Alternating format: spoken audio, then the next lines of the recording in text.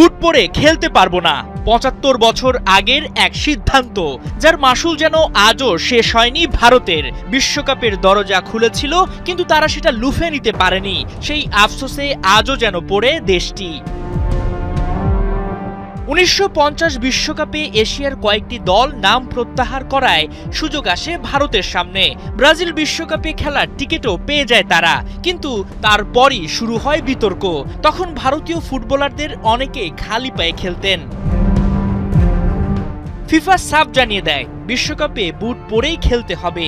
তাতেই তেরামো সিদ্ধান্ত, সরে যায় ভারত। যদিও ইতিহাসবিদরা বলছেন শুধু বুট নয়, টাকার অভাব, দীর্ঘ সমুদ্র যাত্রা, প্রস্তুতির অভাব আর ফেডারেশনের অব্যবস্থাপনাও ছিল বড় কারণ। তবে অনেকে বলেন বিশ্বকাপের মর্মই বোঝেনি উপমহাদেশের দেশটি। সে সময় অলিম্পিকই ছিল তাদের কাছে সবচেয়ে বড় আসর।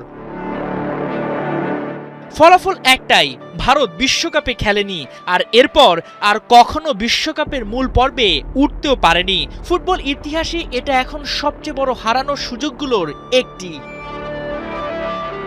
আর এখানেই যেন ভারতের গল্প থেকে শিক্ষা নিয়েছে ইরান। রাজনৈতিক টানাপোড়েন আছে, যুক্তরাষ্ট্রে প্রবেশ নিয়ে জটিলতা আছে, ভিসা ইস্যু আছে, কিন্তু ইরান একটা জিনিস খুব ভালো করেই বুঝেছে, ফিফার সঙ্গে সরাসরি সংঘাতে গিয়ে লাভ নেই।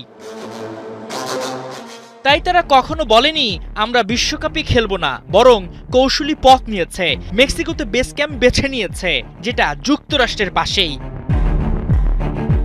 যেভাবেই হোক বিশ্বকাপের মঞ্চে থাকতে চায় তারা, কারণ ইতিহাস বলছে ফুটবলের সবচেয়ে বড় মঞ্চ থেকে একবার হারিয়ে গেলে ফিরে আসাটা ভীষণ কঠিন। চিলি ১৯৮৯ সালের মারাকানা কেলেঙ্কারিতে নিষিদ্ধ হয়েছিল।